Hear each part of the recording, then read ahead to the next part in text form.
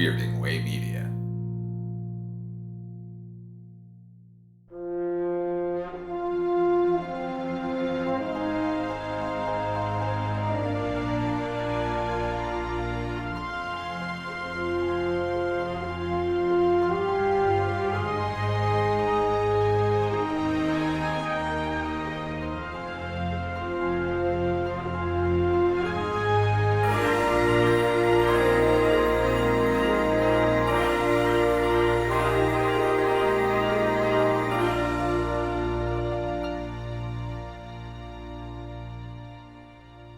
Welcome to episode 115 of the Filmumentaries Podcast. This is your host, Jamie Benning, talking to you here from the UK, where at the moment, as I look out of the window, it's bloody snowing. Didn't expect that this morning.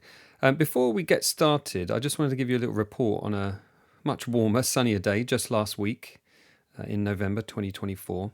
So I was invited to attend the memorial of producer Robert Watts, who I'd previously interviewed at his house in East Sussex in 2018. I made a film from that called Robert Watts, A Life in Film, which is still available to watch on my Vimeo channel, by the way. And I also repurposed that interview as episode 94 of this podcast. I stayed in touch with Robert a little bit since then and would occasionally see him at film fairs and signings. And I was really touched to be invited along. The day itself was a gorgeous sunny day down at Wadhurst Castle in East Sussex, attended by many members of his family as well as close friends and colleagues. And I felt really honoured to have been invited. It could easily have been a sombre day, the loss of a giant in the industry, a father, uncle, friend. But it was instead a heartfelt celebration of Robert's life and career. And to my delight, I saw a few familiar faces there too, three of whom recognised me from our previous encounters. Producer and writer Ivor Powell stepped up to tell those gathered about how they worked together on Stanley Kubrick's 2001 A Space Odyssey when they were both young men, and a wonderful story of another connection they had via a property in West London. It really was a beautiful little tale that Ivor told, amusing, had everyone laughing, and there was a bit of a sort of a wow moment at the end. And there's just something about those stories of seemingly random connection that somehow appear to just be more than happenstance, and they transcend into something else, and particularly resonant on such a special memorial day for Robert. Ivor's stories reminded us, I guess, that we're all connected to each other at varying degrees, some at unbelievable degrees in this case. As a side note, Ivor was the subject of my film Ivor Powell, The Beginning, as well as episode 22 of this podcast. And it was really nice to see him again and meet his partner and have a chat about things and cinema as a whole. And yeah, I like spending time in Ivor's company, and we agreed that we'd go on a lunch at some point, maybe when it warms up a little bit. Walter Murch was also there, and before we entered the hall, we were all standing outside in the sun, and I was able to say hello to Walter and remind him who I was, and he just said, "Yeah, of course," and we just started chatting like two old friends. Once we got in, he was the second person to talk. He talked about his relationship with Robert on Return to Oz. Robert had stepped in as producer as the two previous producers had been fired under different circumstances. And Walter finished by saying that he wished Robert had been his producer all along, because he knows that there would have been far fewer problems because Robert was just so formidable and so capable. Though he did start with a message from George Lucas, who he chatted to the night before, which was a nice surprise for many who were attending. Both of those gents echoed each other's sentiments about Robert as an incredibly capable producer, a wonderful collaborator, and couldn't have anything but nice things to say about Robert. Just some fun stories amongst those anecdotes from Walter and from George. Walter, by the way, is coming back on the podcast next year when his new book, Suddenly Something Clicked, is released. I asked Walter what the title was, and I just loved the little dramatic pause, the finger in the air, and then that wonderful voice of his. Suddenly something clicked. I wish I could do an impression of him. I've tried. It doesn't really work. Next up was Robert's biographer, who chose excerpts from her interviews with several of Robert's collaborators, including Carrie Fisher, who said that Robert always felt like the grown-up of the group. She said that it was like he had the reins, and it was nice for somebody like her who was so young at the time, 19 I think she was, on Star Wars, that there was somebody, pulling the reins and really in charge of the situation. Robert Zemeckis, who again talked of Robert's brilliant abilities as a producer. They worked together on Who Framed Roger Rabbit, which was particularly grueling for Robert and for all of those that worked on it. I'm actually reading a very good book about that at the moment, Pulling a Rabbit Out of the Hat, The Making of Roger Rabbit by Ross Anderson. It's so detailed. I'm only like 50 pages in, but it's so detailed, setting the whole stage for what was going on in the industry and with animation. It really was a seminal film in many ways. I look forward to finding out more about it. On the screen, we also watched a dedication from his close friend and fellow producer Jim Bloom, as well as Nick Maley and Roger Christian. Jim's message was particularly emotional and really resonated with the gathered friends and family. They were clearly very close right up until the end. I sent an email to Jim once I got home just to let him know how much his message had resonated with family and friends, and got a big reaction and a round of applause as well. He was very pleased to hear that, and we're going to hopefully have a catch up at some point soon as well. My friend David Whiteley did a great job of hosting and keeping everyone and everything together. In fact, he set the tone for the day in his introduction. This was to be a celebration of Robert's life, and that's exactly what it was. David also put together a wonderful short video about Robert using some excerpts from documentaries, including mine and his, as well as many stills that I hadn't seen before that charted Robert's career.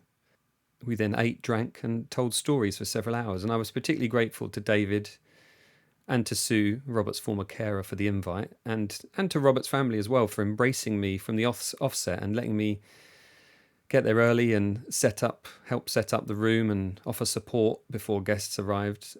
A really nice bunch of people. I had some very nice conversations that day and some funny stories about Robert, and it was nice to be part of what was a very special day. What a lovely bunch of people. Oh, and I meant to say that after I chatted to Walter and Ivor, as we went to sit down at the table, I also spotted another familiar face, and it was Wolf Kahler from Raiders of the Lost Ark. He was the subject of my first episode of this podcast, which, by the way, I think you can only get on YouTube now, as the episode went missing when I moved over to my current provider.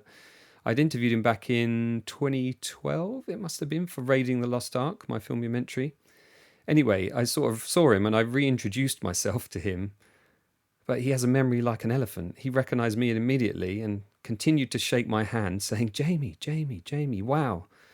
He says, I only just listened to our interview last week and it was great. And the vox pops, the comments below, were just marvellous. He proceeded to pull up a screen grab of the comments on his phone, grabbing me by the shoulder and thanking me again, and saying he was really pleased to see that I'd got over 100 episodes. Just a very, very sweet man. Of course, as I told him, the pleasure was all mine, and I wish I could do his wonderful German voice some justice, but I'll spare you, again, another impersonation. Couldn't do Walter, can't do Wolf either. But we had a nice catch-up, and he told me he remembered the first time he met Robert Watts.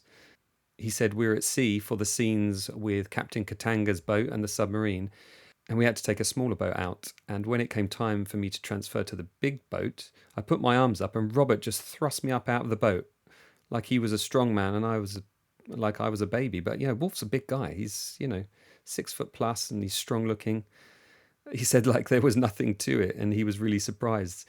And then when his feet landed, he was greeted by Robert's big smile. He was very strong, he went on to finish.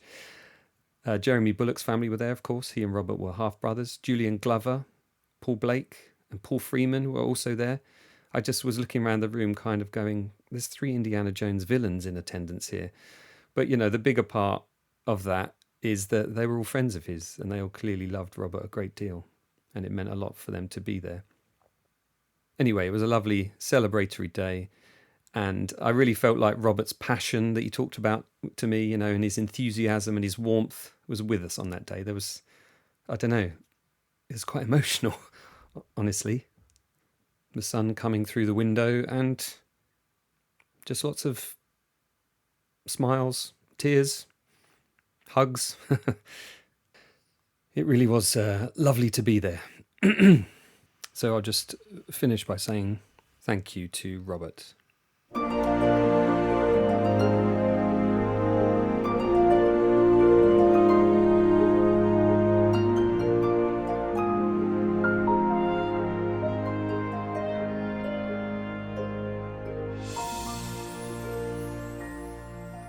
For this episode, number 115, I'm talking to John Bell, a concept artist and art director whose career has spanned some of the most memorable films of the last 4 decades. From Star Trek, The Voyage Home, to Jurassic Park and Back to the Future 2 and 3, John's work has definitely left a significant mark on cinema. You know, I was looking through his website and just some of those drawings, which I'll talk about throughout the podcast as I'm looking at them and talking to John, they just kind of blow me away how he's such a talented artist and he has such a good eye for creating a reality. And in our conversation, John takes us back to the early days of his career where he transitioned from designing cars at GM to creating video game concepts for Atari, before finally finding his way into the film industry. And he shares the story of how a speculative portfolio sent to ILM eventually opened the door to a career that included working alongside legends like Nilo, Rodis-Jamero and Ken Ralston. And it was Nilo that put me in touch with John, actually. I asked Nilo, who else should I interview? He said, oh, you've got to interview John Bell. You've got to interview him. He's such a sweet guy. He's so talented. He's wonderful. And he's a great friend. And I couldn't agree more with Nilo's assessment. John is an absolute sweetheart. I really enjoyed chatting to him. He's just so gentle and kind. And yeah, we had a really nice conversation. We talked about his work on Back to the Future 2, where he imagined, a futuristic hill valley steeped in a mix of Americana and 1980s, yet futuristic aesthetics, as well as Jurassic Park, where he brought his, bold and colourful designs of vehicles, props, and even the park's iconic branding. That was him. John also reflects on how collaboration is the heart of filmmaking, particularly with directors like Steven Spielberg and his production designer friend Rick Carter, who he owes a lot to, encouraging his input whilst shaping the look and feel of those projects. We also cover some of his time working on Antz at DreamWorks, where he stepped up to the role of production designer for the first time, and Rango, ILM's first animated feature.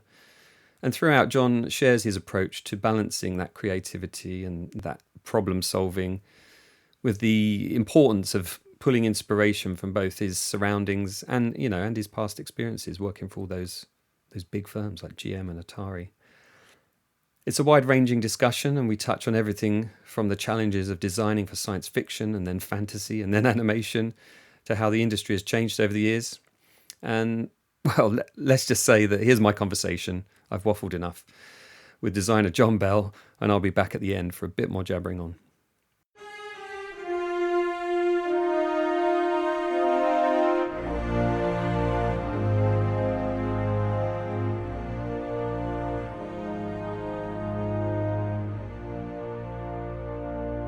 John, how did you first get into the industry? What was your path? Oh, wow. Big question. Well, yeah. I mean, we can rewind it way back, but I think I'll just start it where, it was 1984, 85, and I was working at Atari Games down in Sunnyvale. And the company, it had really peaked in 82, so I was catching it at the tail end of it. And so I wasn't very happy there, but I knew I wanted to stay in the Bay Area. I really liked the Bay Area at the time. And so I just looked up, I remembered, I know Lucas has some shop up here, Industrial Light and Magic. I'll just find their number in the phone book and get an address and send them, some slides, from a slide sheet. I think there was 20 slides in a slide sheet and a resume, which wasn't much at the time. I had only worked at GM before Atari. So I sent it up, and I didn't hear anything for quite a while. And actually, it was in like 7-8 months. And so I thought, well, I studied as a car designer. Maybe I'll go back into car design. This is like summer of 1985, early summer. And so I started looking around, and Ford had a studio down in Southern California. And it was being run by an ex-teacher from Art Center. Right. I contacted them, and he said, yeah, come on down. Show me what you got. So I went on down. Didn't go anywhere. I come back. I'm thinking, I don't know what I'm going to do now. And out of the blue, ILM called. And my wife at the time, no longer married to her, she says, hey, John, somebody on the phone at ILM wants to talk to you. And I thought she was putting me on. He said, yeah. And she goes, no, really? So I go over and get on the phone, and this woman, Pam Marcotte, she was working with Nilo at the time. I think she was like a production assistant or something. She said, Nilo wants to talk to you. Can you come on up? I said, when does he want me to come up? Today? I'm supposed to be at Atari, but sure, I'll come on up. And were you aware of Nilo at this time? Well, yeah, from the books with he and Joe's work in it, so it was just staggering that he was actually had any amount of interest in me. So I went on up and I met him, and he showed me around, and he hired me. He said, okay, I want you to maybe come on in and do some storyboards for us. Well, that was on Howard the Duck, and I had never done any storyboards. And in my slide sheet, I included like a 6-panel storyboard for this Laserdisc project that Atari was doing. Right. And it kind of started out abstractly, but it revealed this demonic clown at the end. Right. And Nilo said, out of all your stuff, that's what hit me the most, because I liked the way you told a story, and then you had a compelling reveal at the end. So he said, here's a script for Howard the Duck. Read it, start storyboarding. And I've done this before. But I was giving it a shot, and after a month, he said, I know you can do this, but for some reason you're not able to do it, so I'm sorry, I'm going to have to let you go. Right. So that must have been hard to take. Oh, my gosh. After a month, yeah. He said, just, study comic books, study, other artists who do storyboards, and I know you can do this. I was, yeah, I'm sure I can do it. I'll do that, Nilo. Thanks for the opportunity. And I didn't study at all. I was so down. And so later that summer, that ended in August. And so I was walking around Palo Alto, and a friend of mine was coming the other direction, and he was starting a educational toy company in Palo Alto. It's John, and he knew me from Atari days. Why don't you come work for me? I got nothing else going on, sure. So I started working for him, and about 2-3 months after that, Nilo called back. And I couldn't believe it. He goes, John, I'll have more time for you. Come work on Star Trek with me. So, that's kind of typical of Nilo, to sort of almost blame himself for not giving you enough time and, giving you enough of his focus. But great that he saw that ability in you and then found a place to put it. Unbelievable. Just really unbelievable. So that's how I got in, long story short, that's how I got into working in the film business. So that work for Atari, that was purely design based as well, was it? Yeah. Yeah. And I started working in there. I was working in Detroit at the time, 1981, 82, and a fellow student from Art Center called me out of the blue. I knew him, but we really weren't close friends. But he says, how's work going at GM? And I wasn't very happy with it. And he said, and I asked, how's it going with Atari? And he says, hey, you should come on out. We'll give you we'll fly you out, and at least you have that. Even if you don't get a job, you at least have a trip to San Francisco. We'll have a good time. Yeah. So that's what happened. So I got the job at Atari, and I was working for an advanced concept group. And like I was saying, I was working on a video disc project. And because they were huge. They were huge around that time, weren't they? Atari were just massive. My gosh. Yeah, 82, 83. Yeah, they were giant. Yeah. Well, they were trying to do these video disc arcade games. Right. It was kind of a really high concept thing. So it was a group of about 30 people working on this thing, and then Atari started going downhill, and they cut out all 30 people except me, my boss, and my boss's girlfriend.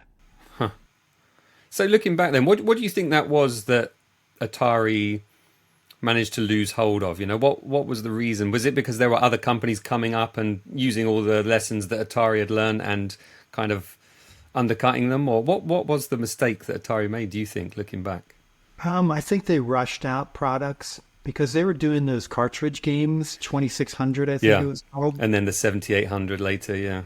Yeah, and so I think they bought a license to do the E.T. game from Amblin Universal, and that just tanked big time, and I think they put so much money into it, but it just disrupted everything beyond that, and then public opinion saw these E.T. games and went, Atari, they're doing trash over there. Yeah.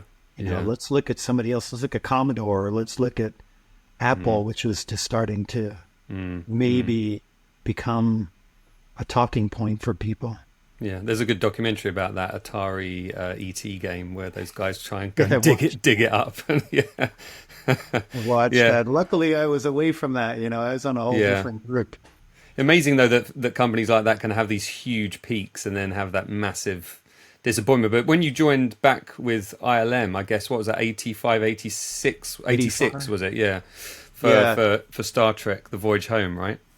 Yeah. They were at their peak almost then. I mean, they've continued to peak since then, but that was a big time because that's when we're kind of post Star Wars. They're taking on all those other projects from other directors.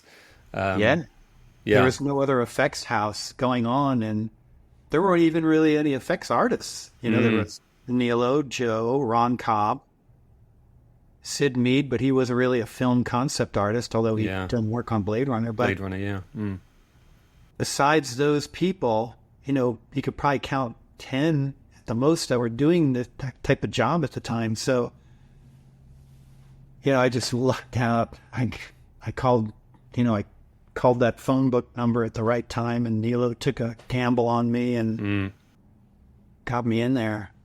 It was really a big stroke of luck. And what was your work on Star Trek like? Talk me through those sort of early weeks arriving back where you wanted to be. Those were fun because it was Nilo had physically moved out of C building into another building behind the main stages, and so it was Nilo and Phil Norwood were in that building. Nilo was working on Star Trek. Phil was working on, I think he just wrapped up Cocoon. So he might have been taking a break or something. I don't really remember. And then Dave Carson was over in the main building. So I come back, I'm working with Nilo in this back building, and the Creature Shop was right behind us. And in the Creature Shop, they were still working on Howard the Duck.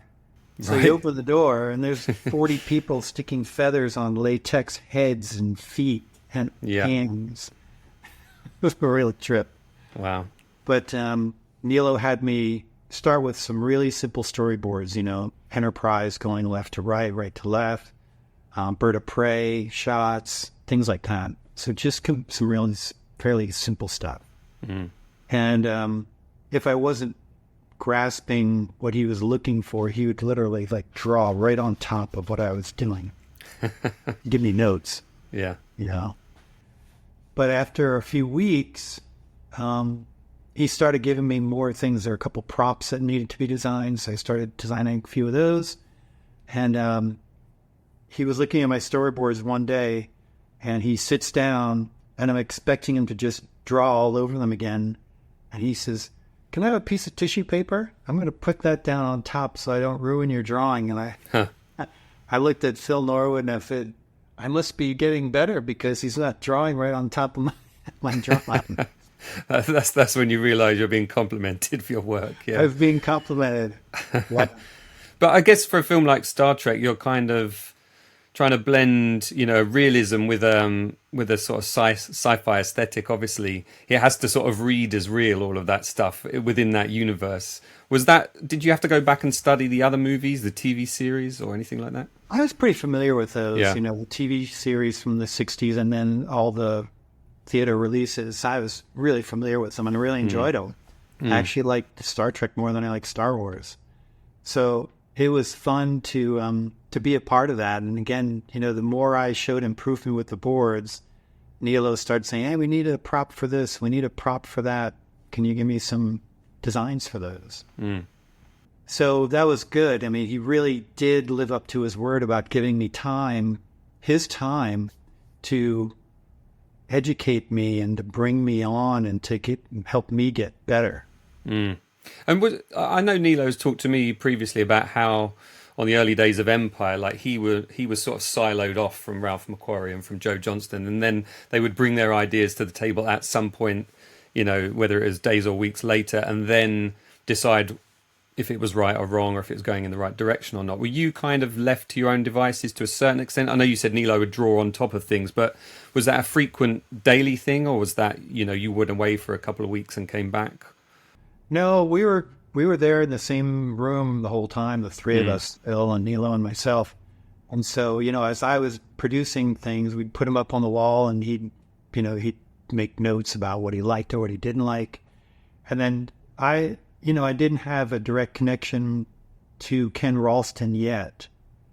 But as 86 drew on, Nilo and Phil were trying to create their own IP in the area. So he was kind of handing me off to Ken Ralston. And I actually physically ended up moving back into the main building. So in the main building art department, it was myself and Dave Carson. And then other people joined us. Dave Lowry came in because Willow started to perk up. Yeah, I'm just looking up to my other monitor here because I've been looking on your wonderful website, johnbell.studio, and, you know, coming across some of the fantastic artwork you've done over the years. I can see Willow's here with Bavmorda and you know, some of the other characters. I love those sort of concept studies, those, like, here's because you're not only designing spaceships and designing props, hand props and scenery and things, you're also designing costume here. This is your job covers so many remits, doesn't it? That was the thing, you know, back then. Again, there were so few people who were doing this time, and the other film companies would come to ILM and give me your ideas, you know, of costume, ships, vehicles, and props and creatures and everything. So you had to be really versatile to be able to do, you know, the Enterprise 1 month, and then the next month you're doing, you know, some fantasy character from some fantasy land. Was it difficult to make that kind of adjustment, being in that Star Trek world, to then having to go to this kind of fantasy, more grounded kind of world? It was, yeah. I guess, though, you sort of because you're surrounding yourself with all this Star Trek stuff and you're building the world. Once that's taken down and you start putting up the Willow stuff, the world kind of changes around you, I guess. Yeah, absolutely. Yeah, they had a lot of good reference books at the time. I mean, the art department would just be filled with stacks of reference books, you know, from Africa and South America and, you know, Nordic regions and everywhere under the sun. And so you just start looking through this stuff and getting ideas and then putting those into your drawings. Just things. And then George would come in. It was funny because George would come in, you know, we'd have everything on the wall for him. And he'd come in and he'd say, hi, you know, kind of a group hello. And he'd walk over to the wall and he'd look at it and he'd pick up a red marker and he'd tick, tick, tick, tick, the marker down. Hey, see you next week. That was it. That was it. That's all the conversation you needed. Yeah, I've seen those videos of George on the prequels just highlighting areas that are VFX or putting a cross through something or a stamp saying love or dislike or whatever. Yeah. But wasn't that production designer was Alan Cameron on Willow, wasn't it? It was, yeah. So was he working alongside you as well, coming in and visiting and giving you direction? He did. I remember him being there. I don't remember how many times he was in the art department there, but I do remember getting introduced to him at some point, along with Ron Howard. Yeah. And me growing up watching the Andy Griffith Show, I didn't want to walk in and go, "Don't say Opie, don't say Opie." Don't say. It's a hard thing to resist, isn't it? When you see somebody who you know so well, they have no idea who you are, of course, but you know them so well. Yeah, exactly. I think Mobius was in the room at the time too. Really? Oh, wow. Because he had done a lot of beautiful, highly detailed pencil drawings, costumes and characters. Beautiful stuff. Yeah, God, I love his stuff. So amazing. Yeah. I did a bit of a deep dive on his work that he did for Hodorowski, for that Unmade Dune. Yeah. And there's some incredible illustrations. There's a guy who's got like a Google Drive, and every time he finds something mentioned somewhere, he chucks it in this Google Drive, and there's just some incredible stuff in that film. Yeah. Or made for that just, unmade film. that whole European flavor, that he brings to the world too, that, here in the US you don't get as people kind of locked into certain traditions and ideas of where to draw inspiration, but he's coming from a whole different universe. Yeah. When you ended up working on Back to the Future 2 for Robert Zemeckis, Nilo kind of said to me that one of the things that he always admired about your work was the sort of your understanding of Americana, just being able to sort of draw in traditional American imagery but put a new twist on it. Okay. Would you say that's pretty accurate? He handed that project to me, unbeknownst to me at the time. Yeah. He said to me, he said, I didn't know anything about America then. He said, I couldn't do it. Yeah, so I started doing some early drawings for that because we had no script at the time. That was also 1986. And wow, that early, yeah.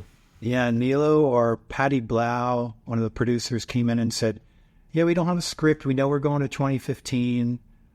Just start coming up with some ideas on what Hill Valley could be, what hoverboards could be, what people are doing in 2015." And so I came up with about like 30 sketches over the next month or so, and we sent a slide sheet down to Zemeckis, and then we didn't hear anything because he jumped on to Who Framed Roger Rabbit. Of course, yeah, which was all-consuming, I'm sure. Yeah. Oh, yeah. So we didn't get back on Back to the Future until 1988. I mean, just that remit of, let's try and visualize what Hill Valley would look like in the future.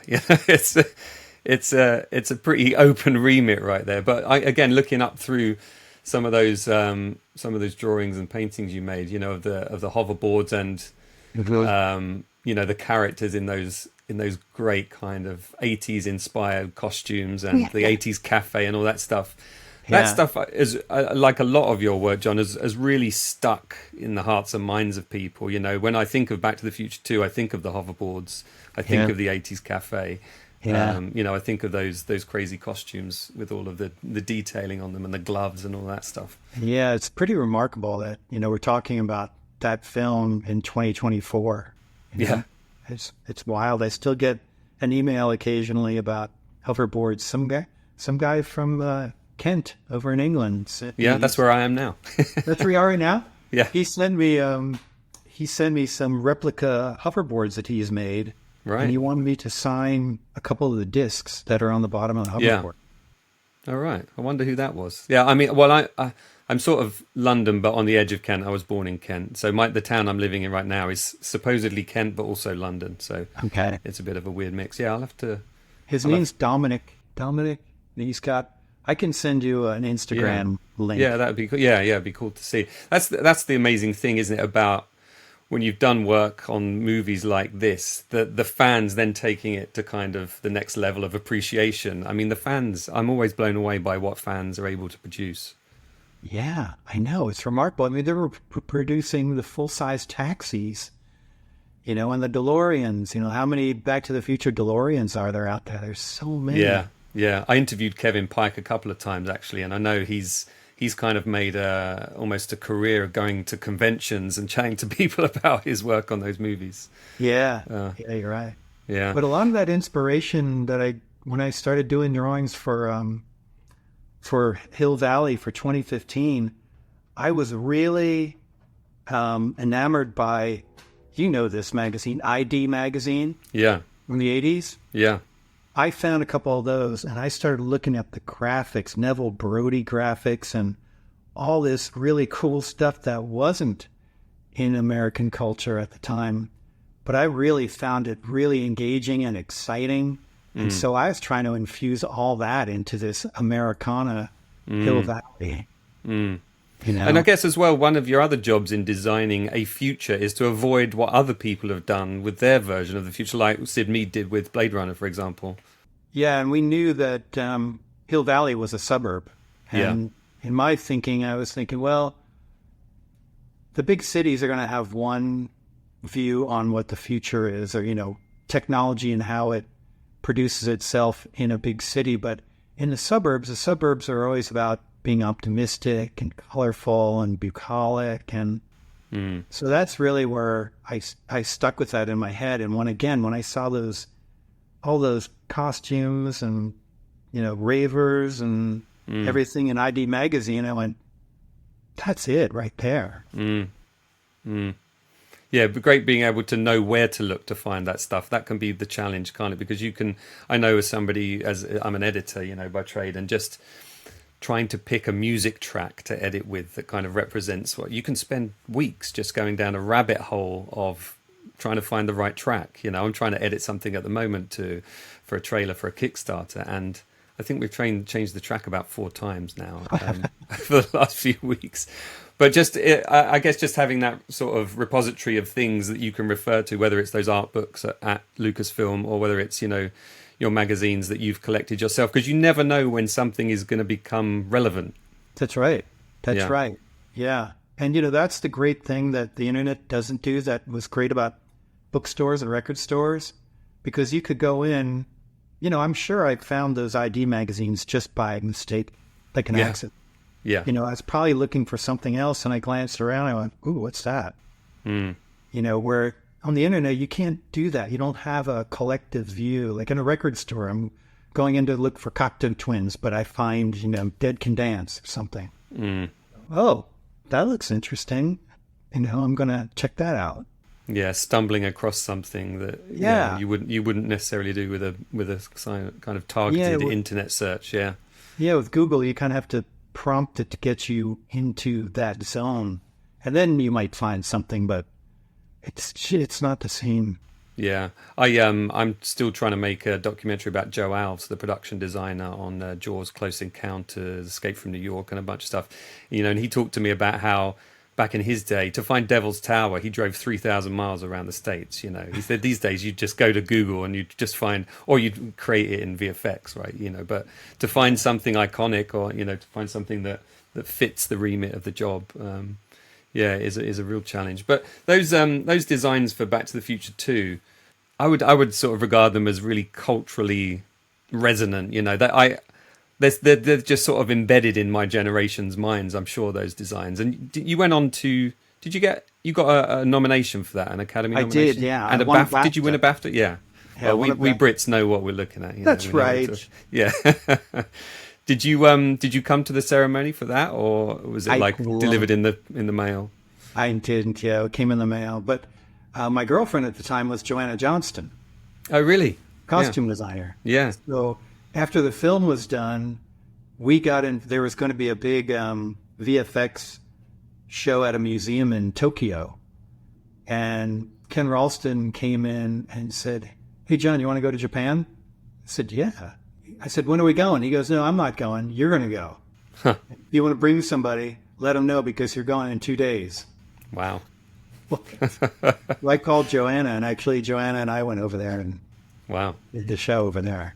And I'm sure fell in love with Japan, like everyone who goes there does. Oh, yeah. You go to the Akihabara, and you're just overwhelmed by all the color and sounds. And yeah, fantastic. I worked for Formula One quite a bit freelance, doing television production. So I've been doing that 25 years now. And Japan was one of the few places, because I'm now remote, my work's remote since COVID. It's one of the few places, Japan, that I really, really miss going to, because, you know, over the years, you just saw everything sort of homogenize. You know, like Budapest went from this, you know, Eastern Bloc country to now having Chanel stores and McDonald's and Starbucks and everything. But you go to Japan, okay, it does have some of that stuff, but it's the culture is so different there, and it's just so, I don't know, it's kind of overwhelming for me. Yeah. I love it. I love that though. I love just being stuck in a place like in a village in Japan and just trying to figure my way around. And Yeah, yeah, exactly. yeah. Wow, that's so exciting. You had a good time there though. Oh yeah, it was fun. It's fun. And did the thing happen in Japan, like with the visit? Did you go for this big exhibition as well? Yeah, we went to this exhibition. We had it was run by this guy named Mr. Hata, Hata, and he had us on a full junket all around Tokyo. He was taking us here and he was taking us there, and he had an interpreter for us. And it was like we had 3 days in Tokyo. We had 3 more days in Kyoto. So it was fantastic. Yeah, cool. Once in a lifetime experience. Yeah, I went about 8 times to Japan, and I feel so fortunate to have been able to do that and go to Kyoto and Tokyo and Kyoto, Hiroshima, and yeah, it's crazy. It's one of the places my kids, like when I talk about my travels, my kids like, Dad, when are you going to take us? You know, well, the answer is when Dad wins the lottery. Speaking of Formula One, did you watch the series Drive to Survive? Yeah, well, we're kind of directly involved in that as much as we provide a lot of the footage and the team radio and all of that stuff. Obviously, they make a drama around it. And of course, it's been massive for the US market. I mean, I love it. Yeah. I look forward to it every year. Oh, good. Yeah, because it's funny, like when I used to do Formula One, say back in 2007, we used to go to Indianapolis. And you go out in the town, in the city, and have dinner, and you get chatting to some locals, and they say, why are you here? And you say, oh, Formula One. I had one woman say to me once, is that a cream? And I had no idea it was going on, because Indianapolis wouldn't advertise the F1 race outside of its 4 walls pretty much, because the Indy brand was too big, you know. Yeah. But once we moved to Austin, and now we're in Vegas and Miami, you know, there's talk of New York and Chicago and all sorts of other places. So yeah, and that show has done a huge service for Formula Beautiful. One. Yeah. Not only the technology of the cars, but the cinematography is so stunning. Yeah. It's really nicely shot. There's also the F1 movie coming out next year, which has got Brad Pitt in it, and that we've been seeing some of that being shot for the last couple of years. It could be interesting because, you know, motorsport fans are very particular about their sport, and all other attempts at a motorsport film have not really been good. I mean, Ford versus Ferrari was good. I enjoyed that, but I really liked the one with Niki Lauda and James Hunt. Yes, that was good. Not even more. Rush, that was Ron Howard as well, wasn't it? Yeah, that was good. But then you had ones like Driven by, you know, with Stallone, and they were just a joke. You mentioned Ken Ralston in there. Was it Back to the Future where you first got to work with Ken? Yeah. Well, for the most part. There was a couple days where they were doing was an Eddie Murphy movie. The Golden Child or something Golden like that? Child, thank you. And I think I did like 3 storyboards for it. Right. And, you know, Ken hadn't worked with me, so he was skeptical. Who's this kid working with me now? And so I had to kind of prove myself. And I got to do a little bit of that on Star Trek, but then we really connected on the Back to the Future films. Yeah. You mentioned before we started recording that, you know, Ken has got a great sort of cynical sense of humor, and he's a fun guy to be around. Yeah, he is a real love-hate relationship with the whole industry. Yeah, right. I love doing this. I love creating, but God, some of the decisions that get made. Yeah, I definitely got that kind of impression from him. He keeps that smile on his face. He does, in those big blue eyes that just kind of pierce right through you. Yeah, definitely. Yeah. But did you know, when you first got working into ILM, and let's say we're in 1987, 88 now with Back to the Future at this point, are you still kind of going back to those books with Nilo's drawings and Joe's drawings to draw inspiration, or is there enough around you going on that, you know, you're in your own world by that time? I think I'm sure I went back and I was still looking at those books, and, you know, the books of Sid and Mobius, and those guys. But, you know, you kind of have to just transition. You know, after the Back to the Future films, I was moving on to The Rocketeer. Yeah. when you've gone now 2015 in the future, and Back to the Future 3, you've gone back to the Wild West, and now in Rocketeer, I'm going to the 1930s. Yeah. So you kind of have to be a chameleon and be able to just kind of jump from one to one, from the one to the next one. But that's what's great about doing the work that you do, is that you do get to experience all those different eras. Yeah. And invent an era, in the case of Back to the Future 2. And each one, it's a different education. You're learning, you all of a sudden I'm diving deep into the 1930s and Dave Stevens' comic book, which is so great, but then all the other things around the comic book that bring Los Angeles to life. Yeah, that's a film I used to love, actually, years ago. I haven't seen it for a very long time, The Rocketeer. I should revisit that again. Yeah. I love the feel of that film. There's something quite singular about that. That was Joe Johnston, wasn't it? Yeah, it was. Directed that. Yeah, what was it like working with Joe, directing this time? Well, I was kind of kept at arm's length a little bit from Joe. It was really Ken and Joe had such a relationship. Yeah. That it was really those two going back and forth. I mean, I spoke to Joe a few times, but it was really through Ken. If anything, it wasn't just me and Joe in a room at one time. It would always be me, Joe, and Ken in the room, or in dailies with the whole team at that point. Yeah, so your design process and the sort of length of engagement on a film, I mean, it starts quite early, I would imagine, because you're trying to conceive of things.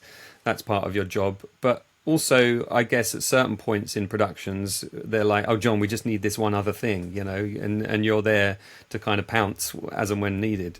Yeah, absolutely. Yeah, the beginning is the most fun because at that point, the script has not been visualized really at all. You're reading the sequences and you're making your notes about what you think is going to be an effects shot.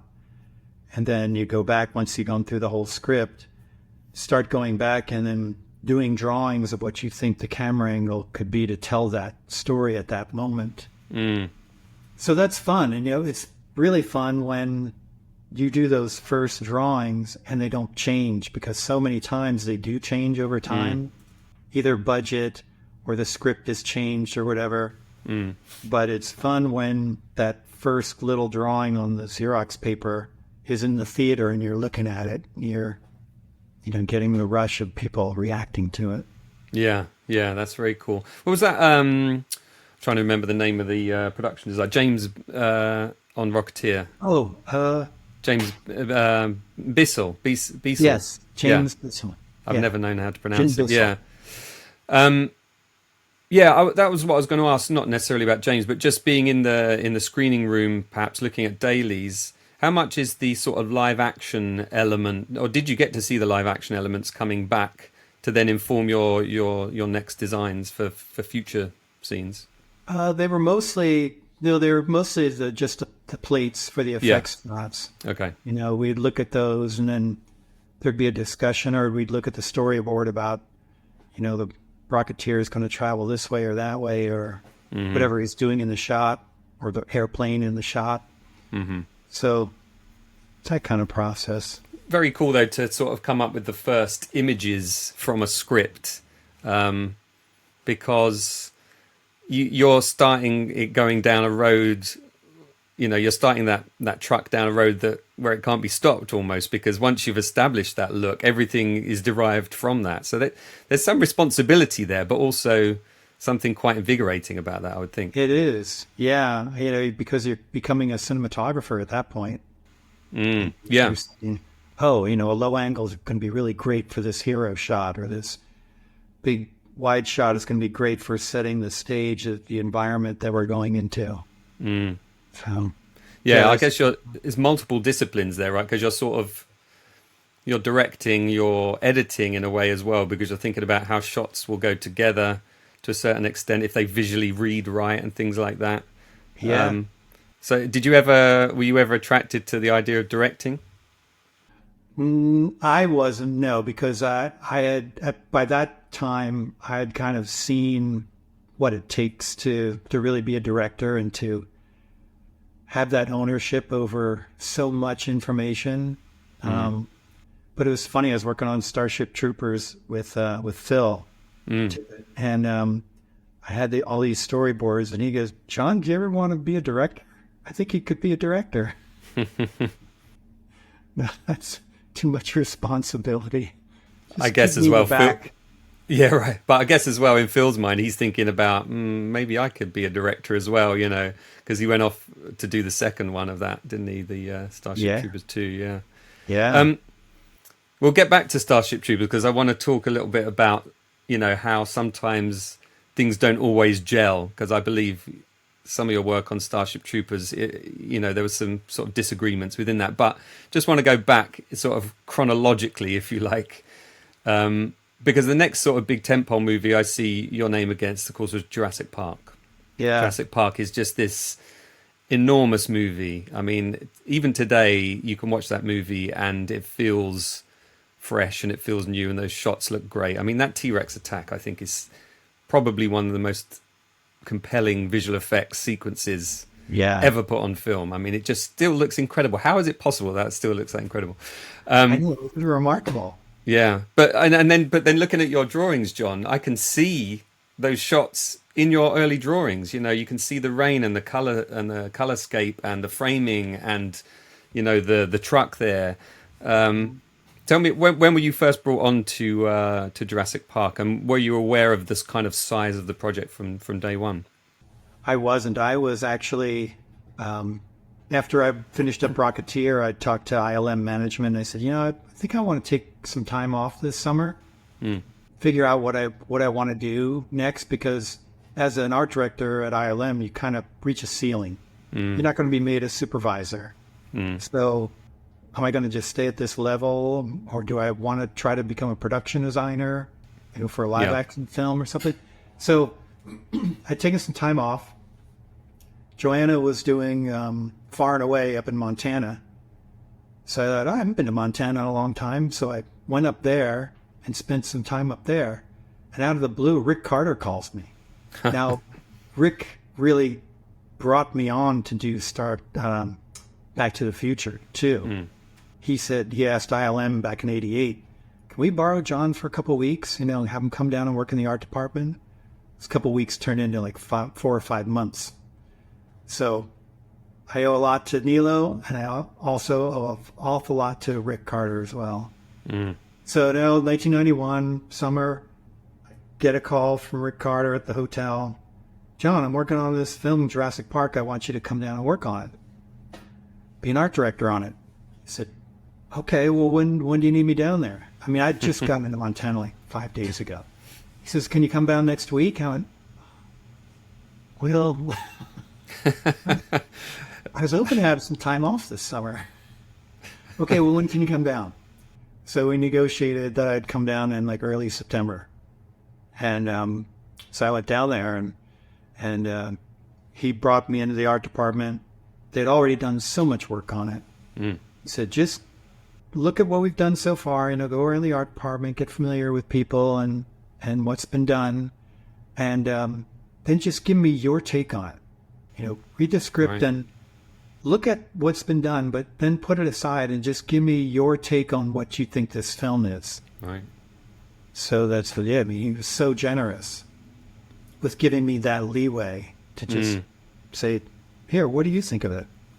I think, I can imagine a situation where you've got so many people working, rendering so many drawings and paintings that you kind of can't see the wood for the trees, and you need somebody like you who has this kind of, ability to create a world that is readable.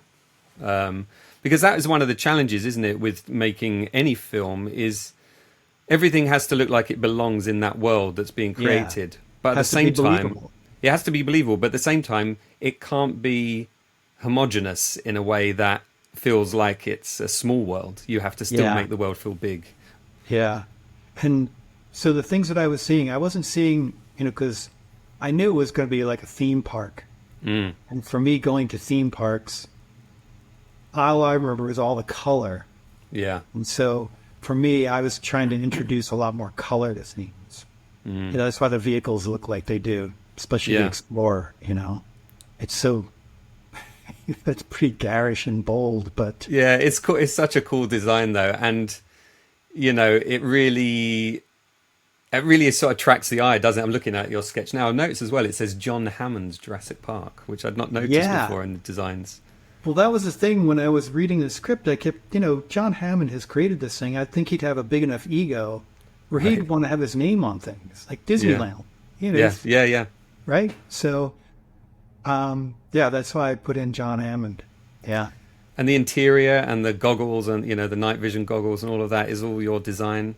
Yeah, it goes back to my training as a car designer and product designer back at Art Center College.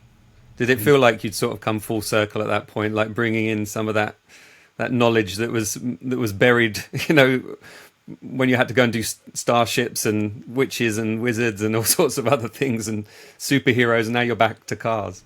Yeah, and the car, the paint jobs, the really bold paint jobs, is an extension of when I was a teenager. I was going to drag races, right? And I ended up designing paint jobs for funny cars, race cars. So, that was in the 70s, so all those colors are really bold and graphic, and so yeah. Jurassic Park Explorer is an extension of me designing funny cars as a 15-year-old. That would never have occurred to me, but now you say it, I can really see it. I used to have a Top Trumps game with all the drag cars on there and all the designs, and I used to draw those as well. Yeah. So where did you grow up then, John? New Jersey. Right, okay, yeah. About 15 miles west of Manhattan. Yeah. A town called Montclair. And was there a drag strip near there then? There was one about 45 minutes away. Right. So we'd hound my father. Take us Sunday. There's going to be, the Blue Max versus Jungle Jen. Please take us. That was a big sport then, right? It had a real following, yeah. It did, yeah.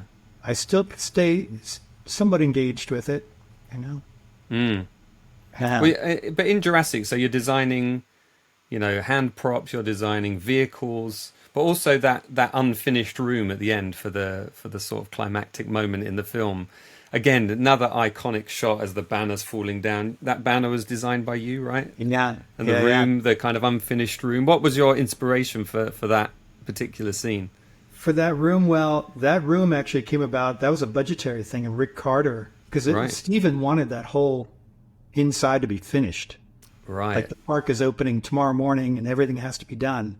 Gotcha. But they realized the budget wasn't going to allow for that. So Rick, in his genius, says, well, why don't we make it look like it's still under construction? It hasn't been finished yet. Amazing. Which is such an important story element, isn't it, there? Because they're testing this place out. Yeah, great. Yeah. So that's how that image, that color sketch came about. It was really trying to represent what Rick had in mind. Yeah. So such a cool design. And then I see like the kind of backlit shot of the raptor coming through the door in one of the storyboards you did on that. I mean, again, that. Are you trying to, when you're doing storyboards, are you sat with Steven and Rick, or are you kind of looking at Spielberg's style and kind of trying to think how would he shoot this? Well, for that raptor scene, Dave Lowery was also working on that scene, and so we're bouncing drawings back and forth a lot. But as far as some of the other scenes, it would be, I'd be sitting at the table, Steven would be sitting across from me, and Rick would be sitting off to my left or right. And say for when the raptor's going to attack the kids in the kitchen, Rick would lay out a big blueprint of how he saw this whole layout of the building being. And he'd say, we're thinking about the kids that come in this way, they're going to go around here, then they're going to go through this door and into the back, into the kitchen, and blah, blah, blah.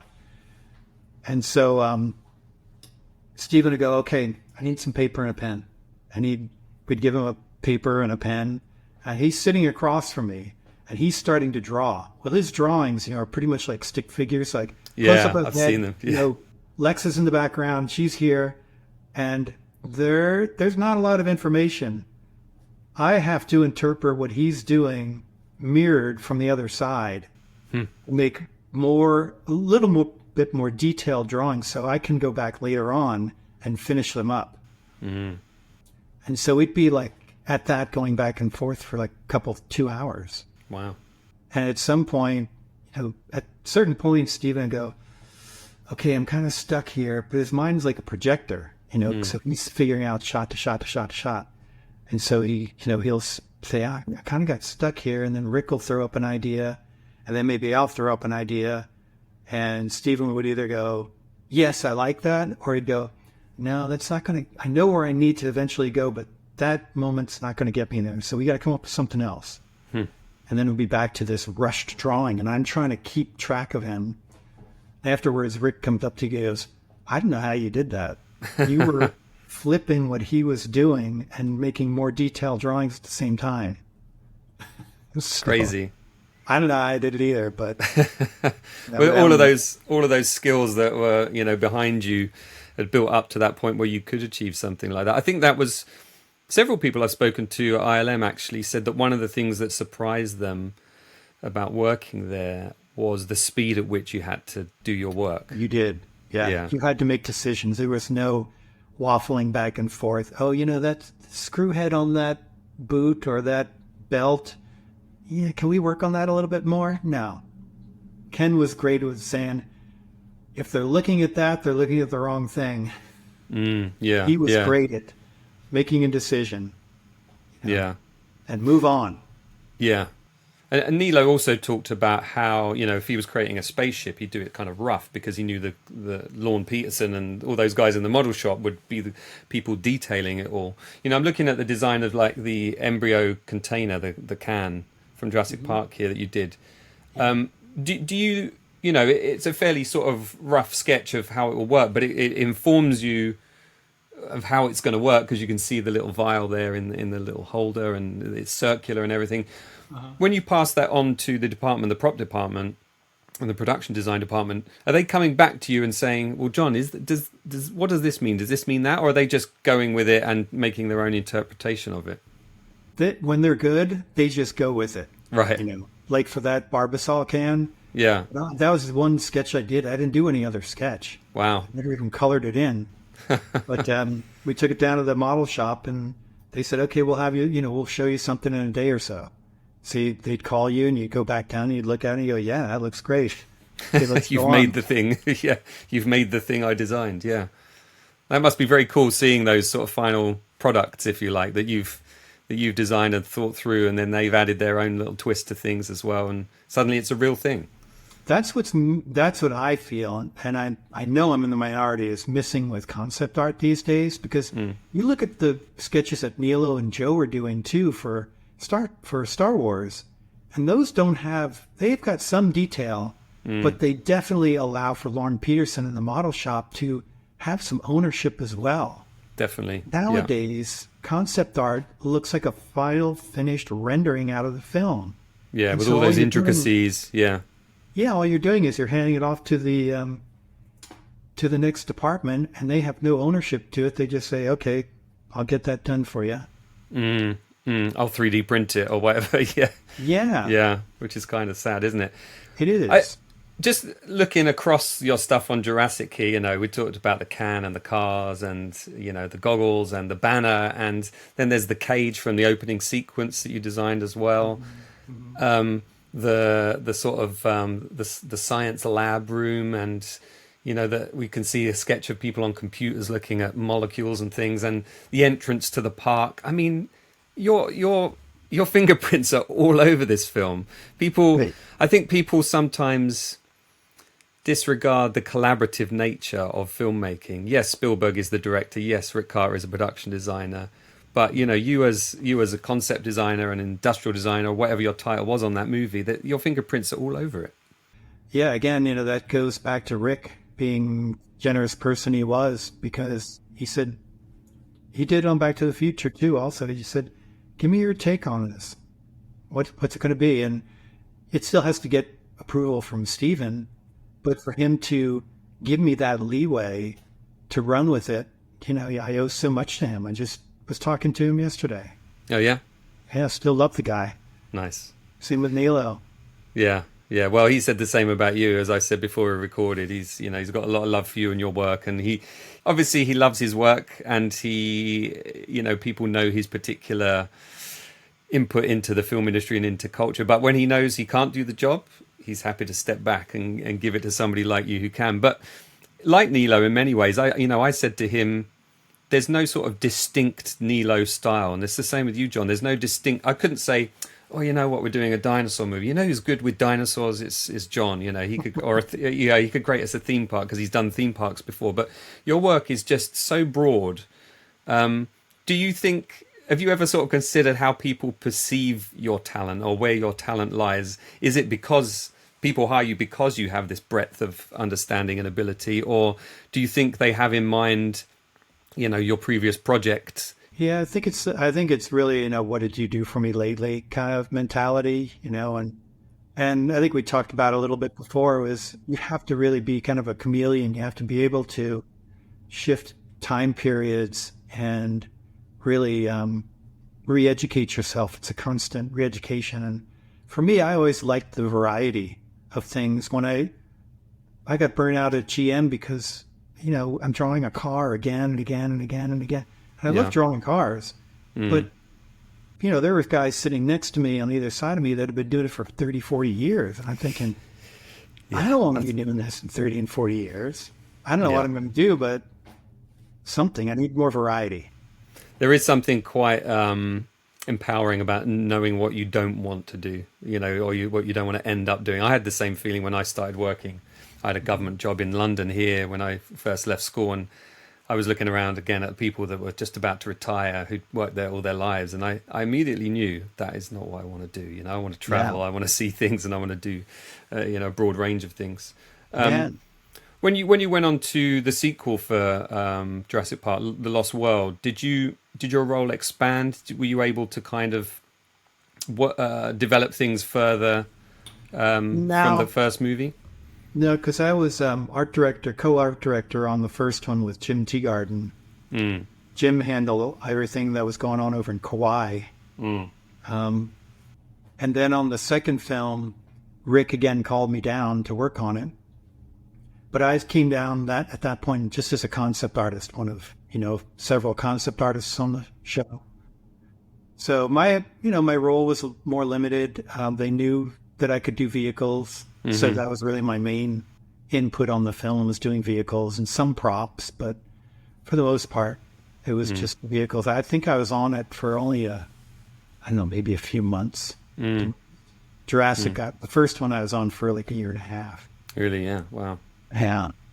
What did you think of the final result when you saw that first film on this big screen for the first time? Oh my gosh. I was blown away. It was just remarkable because, you know, you're sitting in a theater with people who hadn't, you know, they don't know all the behind the scenes stuff that went on to get you to that point. So to hear their reactions and their gasps and their, oh my gosh, you know, and all their emotional reactions, that's a real thrill. And again, seeing storyboards that actually didn't change up to the big screen, that was such a big thrill.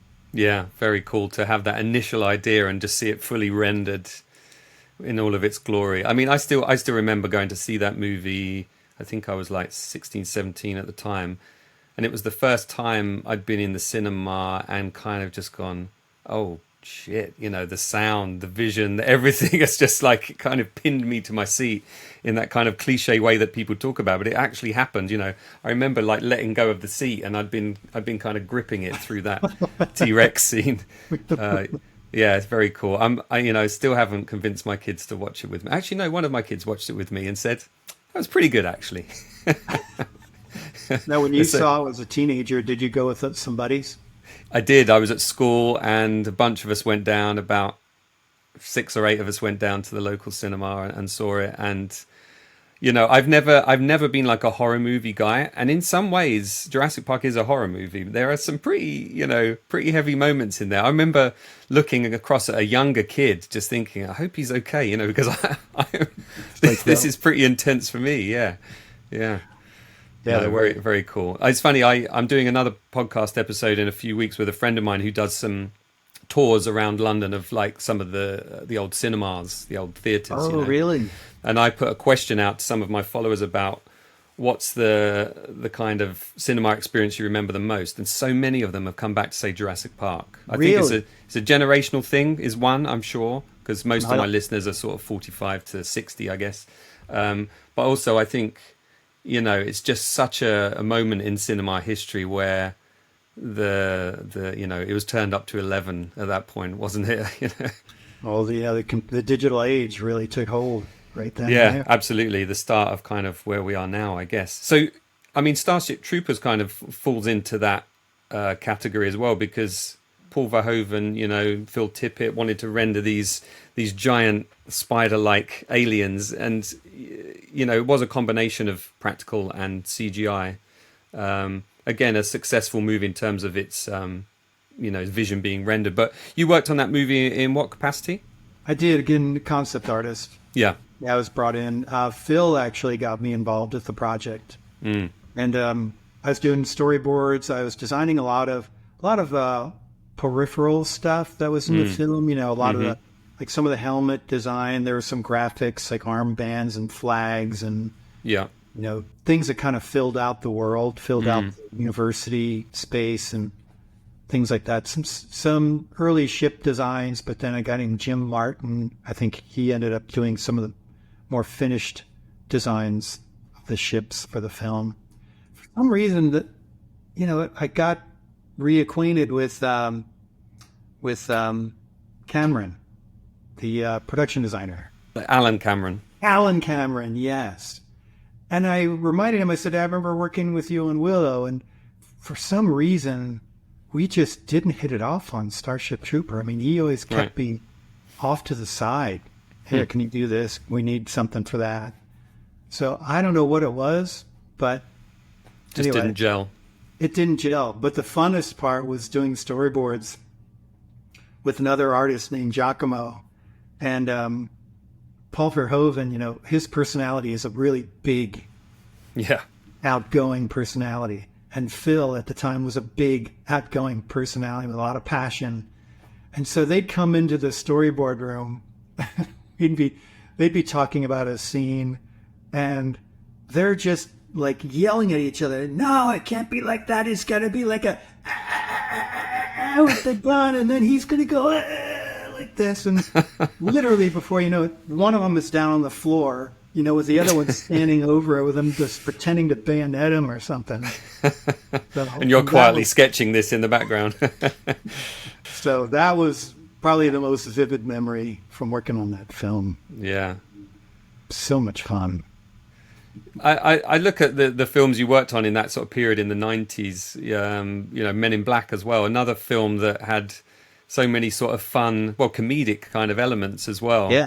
And like you said with the Starship Trooper stuff, some of those designs that kind of flesh out the world, they're those things that viewers often take for granted. They don't know why they're buying or not buying a location or a costume or a character or a setting or whatever it is, but it's your work that's contributing to that in subtle ways. Obviously, sometimes it needs to be a big dramatic thing like the gates in Jurassic Park, but other times it can just be an insignia or something like that. Is that work that you relish as well, the kind of the minute stuff?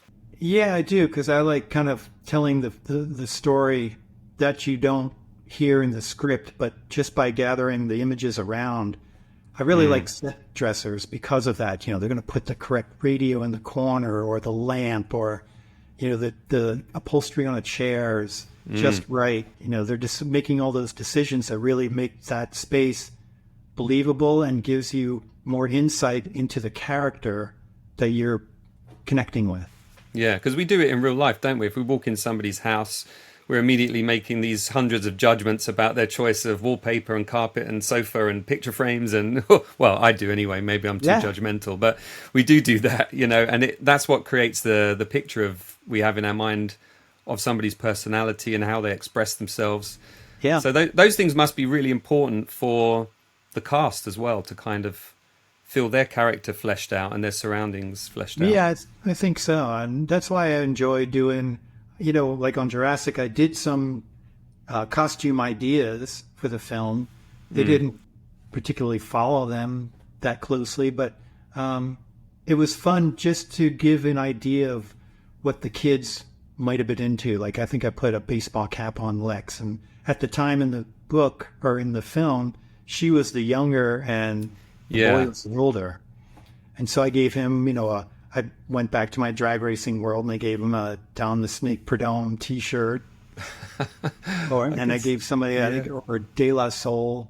I gave somebody else, Nedry. I gave Nedry a stock car T-shirt to wear. Nice. And I gave the boy, I gave him a De La Soul T-shirt. I thought, man, nice. he's kind of old enough to be into hip hop. Yeah. Because on Back to the Future, isn't there somebody with a Frankie Goes to Hollywood? Like, oh yeah, yeah. It's just those little things that puts them in their place, and you know what kind of kid that is.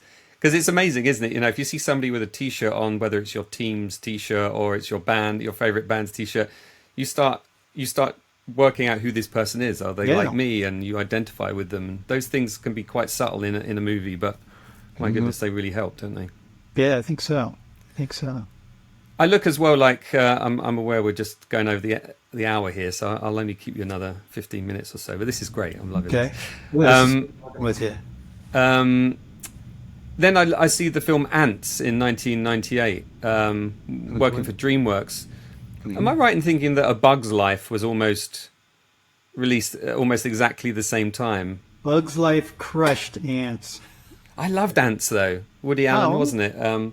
What a weird cast of Woody Allen, Christopher Walken, Jennifer Lopez, Gene Hackman, Sylvester Sharon Stone, Sharon Stone, Danny Glover was in there as well, I think. Yeah. What was Katzenberg thinking? It was so eclectic.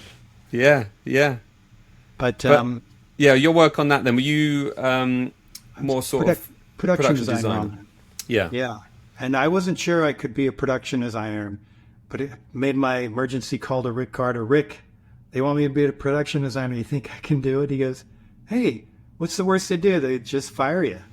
I said, well, yeah, you're right. Okay, I'll take it. So I met with Steven and Katzenberg, and they brought me on board. So it was fun to, any chance I had to work with Steven again was going to be exciting, because he was kind of the antithesis of George, because he would just be this fountain of ideas and very collaborative, be very open to me saying, me being comfortable enough to say, what about this part or what about that part? And then him either saying yes or no to it. But at least he was open to a conversation. Yeah, that's very cool. Really great. Zemeckis was like that too. Yeah, I've heard that about Zemeckis as well. Who did I listen? Oh, I listened to an interview with him with Mark Maron the other night, actually, on his podcast, and he was talking about his new movie. And I think, in speaking to Joe Alves as well, he was very complimentary about Steven in that way, where initially in his early career, when he worked with him on Sugarland Express, he said, I feel like I'm stealing from you. You're giving me all these ideas. And Joe said, that's what we do. If you like it, we'll do it. If you don't, we'll find something else. But he kept that openness throughout his career, it sounds like. Wonderful. Steven. Yeah, he told me, he said, some of my best ideas are somebody else's. Yeah, that's great. How great to be able to acknowledge the importance of other people's input and all of those things. But working on Antz, is that your first sort of full-fledged animation at this point? So yeah, what sort of challenges does that pose against a live action? Well, with live action, you'll go to a set and the trees are already there and the grass and the sky is going to be what the sky is. With animation, everything has to be conceived. Everything has to be designed and created. So that's a big challenge. There's a lot of elements that have to go into it, again, to make a world very believable, or suspend beliefs in odd ant level world.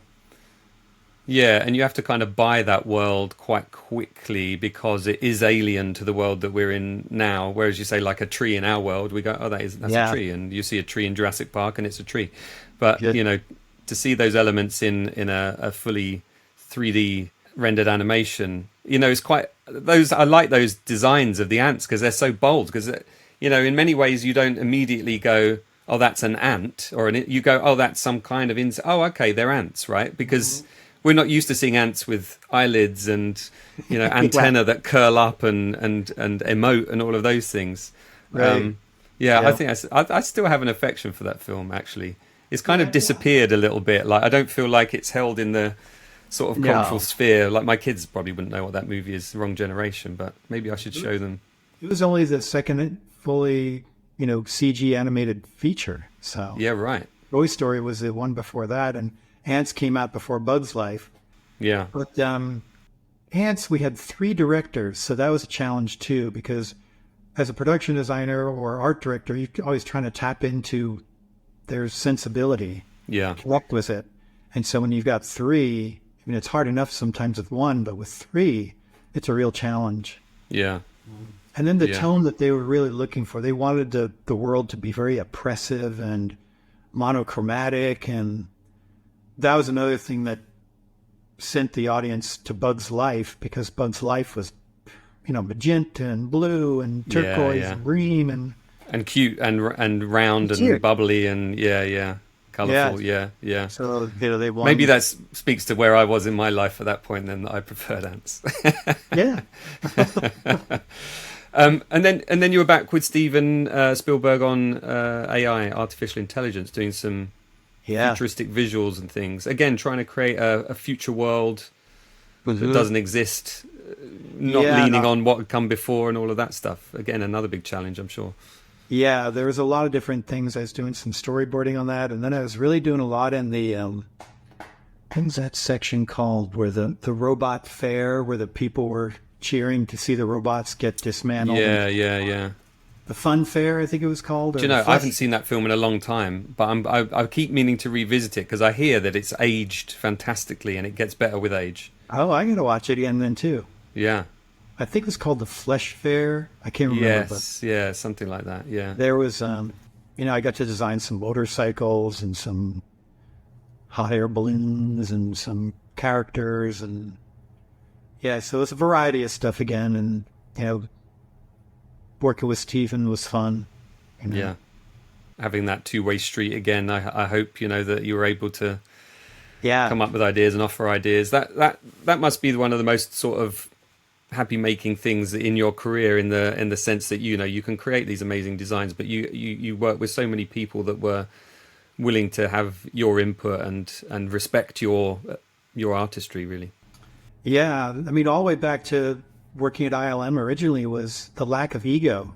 People would just be so open. Oh, John, that's a good idea. Or, hey, Steven, that's a great idea.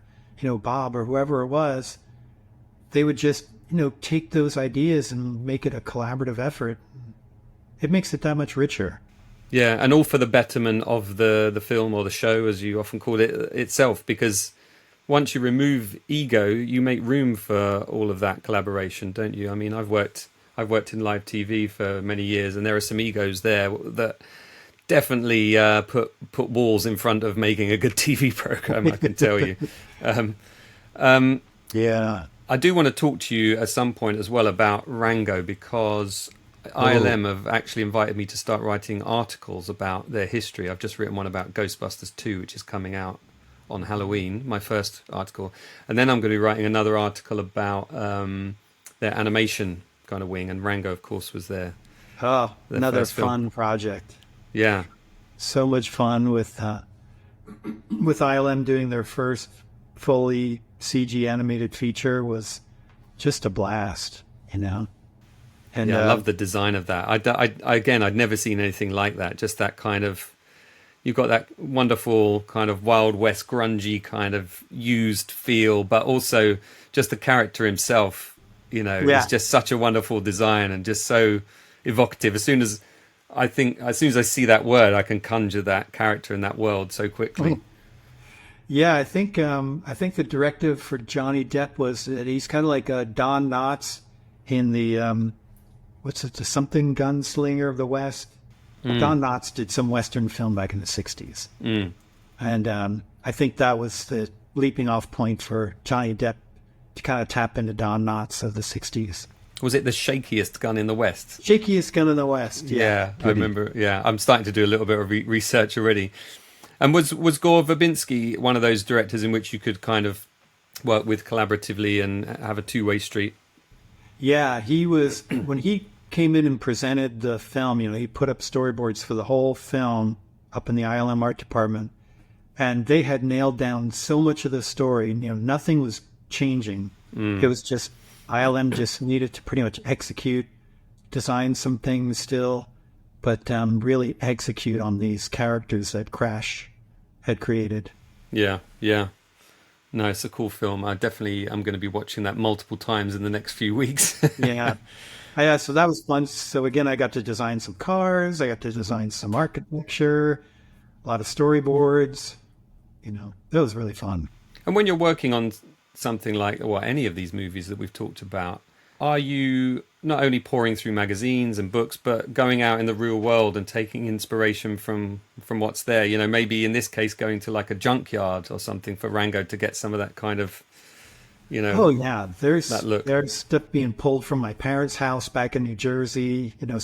Some things like shovels that they had, little rusty shovels and farm equipment and things. Yeah. That I was pulling from, and then I've always been a lover of old westerns in the Southwest, so I'm well versed in a lot of trips down to the Southwest and taking pictures. And Nilo told me a long time ago, he said, the best designers are the ones with the best memories. So I try to keep that in the back of my head. That's a good line. You're not going to know when you see a certain cloud formation that you might be able to turn that into an enemy for a film or a game or something, or you might see a beautiful color combination on a bird. You might be able to use that for a character somewhere. Yeah, it must be difficult not to exhaust yourself visually with all of this input going in through your eyes and into your brain every day, all day. And I mean, how do you do you still enjoy drawing just as a fun pursuit without necessarily an end game? Oh yeah, I still create my own artwork for myself. I have an Instagram page with just my paintings on. And the paintings are images, kind of abstract images of the Southwest. And so yeah, I still enjoy that. And even now, if I'm working on a video game project, and I still start with pencil and paper, and then once I get it to a point where I think I like it, I'll kind of tighten up the drawing, scan it into the computer, and then do the finish work in Photoshop. You mentioned games because you ended up working in games later on in your career. That was... And Nilo did the same, actually, didn't he? He went to EA and... I was working at EA and shook things up a bit while he was there. He did. As he tells me. Yeah. He certainly did. Yeah. So... the games thing is a whole different beast, They don't have the hierarchy, the clean hierarchy of a film.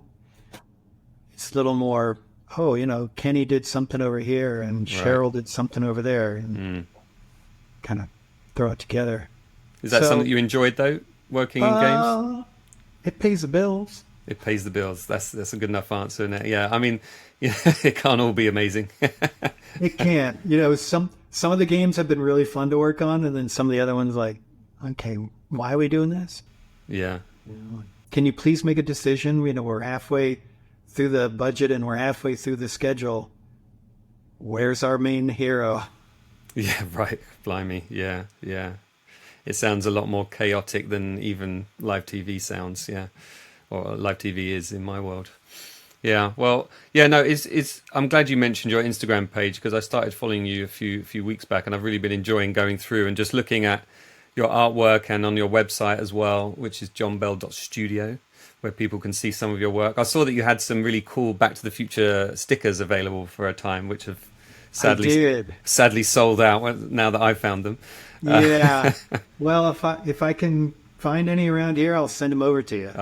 You're very kind. Well, listen, John, it's been such a pleasure to talk to you and absolutely talk to you about all these amazing films you've worked on. And I've loved the last week or so just pouring through so much of your artwork and coming to realize, just what an amazing artist you are. Well, thank you so much. I really appreciate the time. It was really fun going down memory road and having some good laughs about what's been done in the past. Yeah, and I'm sure we could have done another hour quite easily. Yeah, and some things we didn't cover, but it was fun. Definitely fun.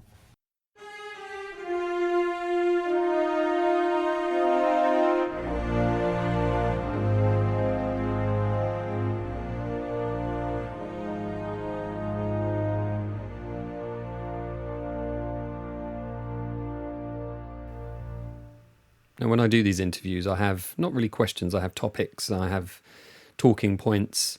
And one of the things I was supposed to ask John was some questions that you guys had put to him, my patrons. I'd asked you on Patreon if you had any questions for John, and you came forward with some questions, and I totally forgot about it. So I contacted John again and asked if he was around for the next couple of days. Unfortunately, he was busy working on a project, but he did find some time to record his answers to those questions and send them to me. So here they are. It's nice to hear the question from, or the statement from Duncan Figueiredo. I'm glad he discovered me online, and that he liked that the drawings looked handmade rather than interchangeable and digital and homogenized, I think were some of the words he used. So I try to do as much actual drawing before I get into doing something finished. So that's how I'm answering that. The question from David Ayling was, having worked as a designer, illustrator in films, video games, graphic design, etc., do you find that they all call for a broadly similar set of skills, or do they require different approaches? No, they pretty much, anything from film, games, graphic design, I go through the same process.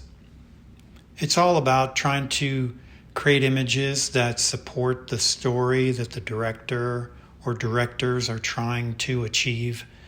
And what I do a lot of times is try to find some, before I even do any drawings, is try to find reference images that I think speak to what the feeling, the tone is that the director is looking for. And once I can get them to kind of funnel in and focus in on a particular reference image, then I can start drawing and be more productive for them, and I can save the production some time and money, which is always important to do when you're doing concept art for a project. The second question from David Ayling was had to do with contact and working with Bob Zemeckis. And Bob was really great to work with, much like Steven, very collaborative. He always had a ton of ideas that he wanted to express, but he was always open to having the people around him express their ideas as well. So it's very unique. I've only had that experience with a couple directors, but Bob was definitely a lot of fun to work with on Contact. And again, getting to reconnect and be with Rick Carter and Ed Verreau on that show was a good time. Designing that whole fourth dimensional, or being part of that fourth dimensional voyage at the end of the film, that was very exciting. I really enjoyed working on that part.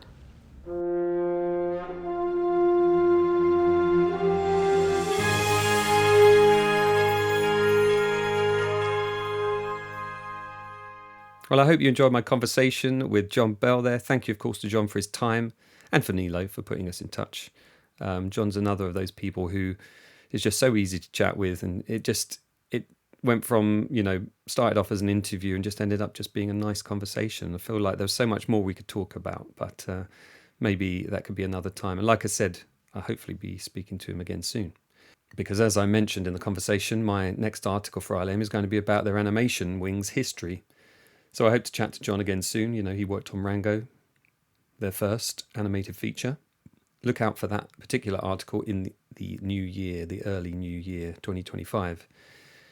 If you didn't see it already, do check out my first article, all about the animatronics using Ghostbusters 2, focusing on that ugly little spud, Slimer. I'll put the link in the show notes. Honestly, feel very privileged to have been able to write something for ILM.com, and I'm hoping that there'll be many more to come. Right, I just wanted to say this. So for 3 years now, I've been working away on this podcast by myself, building a community of listeners. Obviously, I made the Return the Jedi Timeline book with Justin Berger, which, by the way, is still available on Amazon. Go and buy it. It's $20, 20 quid, something like that. I've hosted that panel at Star Wars Celebration about Andor. And I've recently been asked, as I said just a minute ago, to write these articles for ILM and Skywalker Sound. And people seem to think that Filmumentaries is my main source of income. But despite all that work, you might be surprised to know this is only about 8% of my income. The rest is through my regular job, freelance TV work that I've been doing for 20 plus years. And sadly, the industry is struggling a little bit at the moment, so that work is drying up a bit too. So as a sort of plea, I wonder if I could encourage you to support the podcast from just $12 for an entire year. That would be 24 episodes at least, plus bonus episodes. And you get certain perks, depending on the tier. But the minimum is $12 for the $12 for the year. And it really would make a big difference to me. I know, for instance, that over 6,000 people listened to the podcast last month, and that generates about $60 in advertising, maybe even less. But if just 10% of you supported the podcast via Patreon, that would make a huge difference.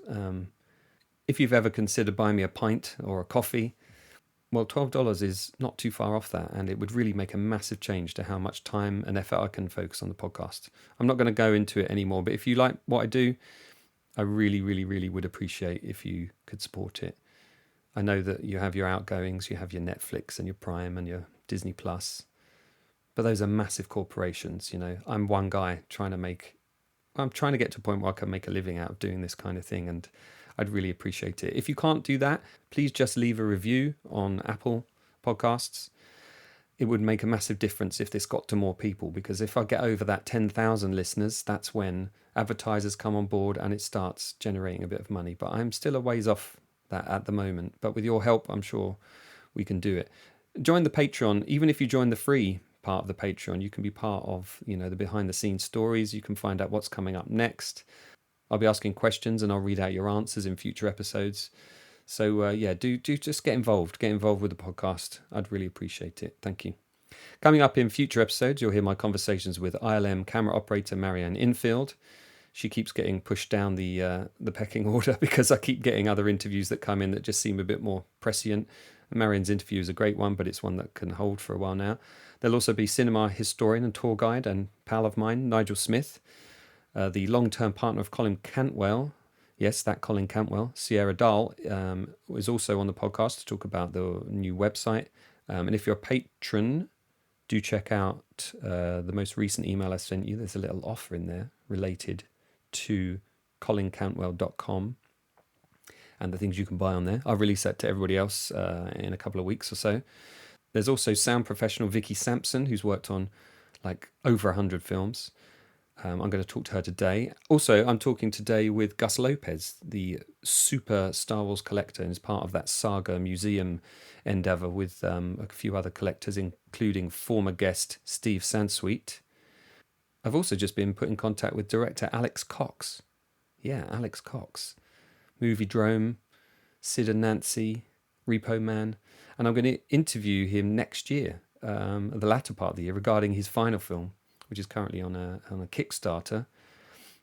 And that's very cool. My friend Danny put me in touch with him. Quite excited about that because Moviedrome really sort of informed my love of cinema. His introductions and that sort of special curation that they did in that series. If you're a Brit, you know what I'm talking about. If you're a Brit of a certain age. If not, just look up Moviedrome Alex Cox. I'm sure there's some stuff on YouTube. I'm also working on getting production designer Rick Carter, as mentioned in this episode, a colleague of John's, as well as a long list that I have with ILM and Skywalker Sound alumni. I've also just been put in touch with a location manager, a role that I'm eager to find out more about. That's what I love about this podcast, just going into their world for a moment and finding out more about their jobs and gaining a new respect for what they do. So yeah, plenty more to come. Keep the support coming. Keep sharing. Keep telling people about the podcast. Thanks for joining me, and I hope you can do so for the next episode of the Filmumentaries Podcast. The Filmumentaries Podcast is produced, edited, researched by Jamie Benning. Interviews are by Jamie Benning. Music is by Michael Hewitt Brown of MB Music, embemusic.co.uk. And thank you to Weirding Way Media for letting me be part of their podcast collective.